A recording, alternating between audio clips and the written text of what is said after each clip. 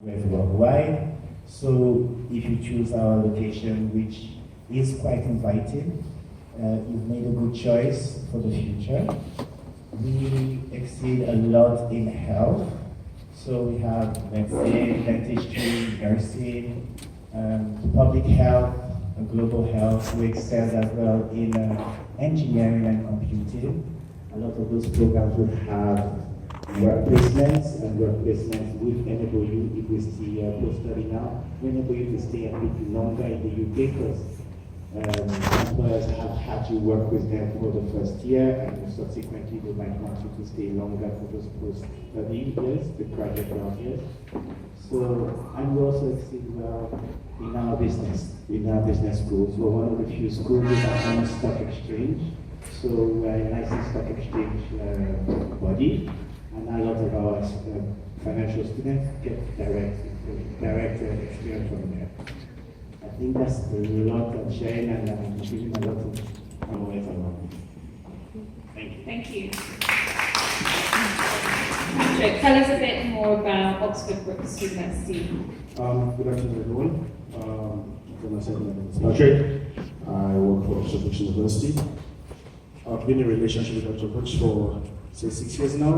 I studied my master's there and still working with the university afterwards. A few unique things about Oxford is, firstly, we pride ourselves as the bigger university in Oxford. As Oxford University, so it's a lot of intellectuals in one city. We have two major universities in the city. We're located in the south-west of England. Literally just 40 minutes down the road from London by coach and an hour by train. We've been an institution in existence for over 150 years. We started as a school of arts in the 1850s and moved on to a technical school and became a university in 1992. But we've been, like I said, an existing institution for over 150 years. One of the key courses that we pride ourselves in is architecture. Being that we used to be a school of arts, it's one of those courses that we've progressed and we've excelled in over the years. But of course, every other course at the universities are excellent courses. But then, of course, you can always leave me afterwards if you have further questions about the university, and I'll pass it to my colleague. Thank you.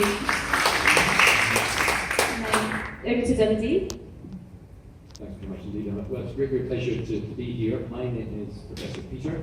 I've got two roles at the University of Dundee. I've been Professor of Law there for the last 17 years, but since 2018, I've had the great pleasure and honour to be the University's Academic Lead for Africa.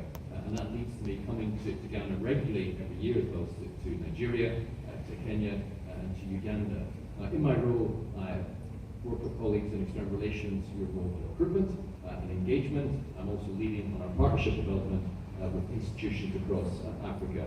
And that's the reason there's a very large team from the University of Dundee currently in Accra, because of the great partnership we have here with the University of Ghana.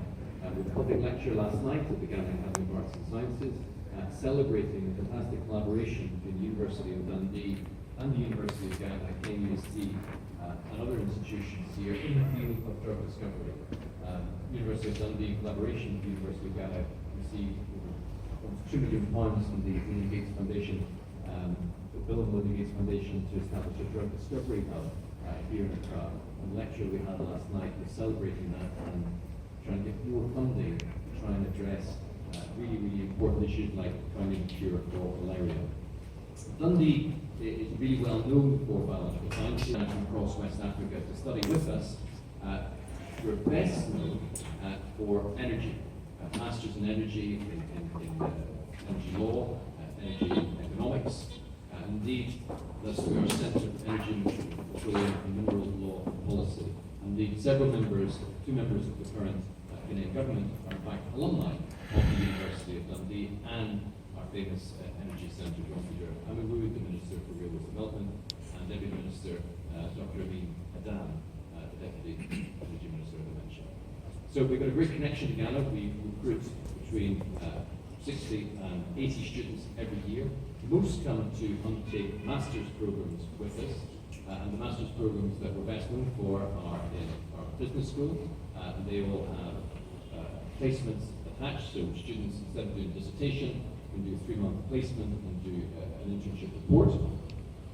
That's very popular. Other courses that are incredibly popular are in social work, education, also public health. We've seen a really big rise in our masters in public health. Other courses that Dundee is well known for at master's level are my own school in law. People want to do international commercial law, corporate and commercial law, very, very popular. We've got lots of engineering courses, and also medicine. Medicine is one of our biggest undergraduate recruiting courses, and we get some students from Africa coming to do that as well.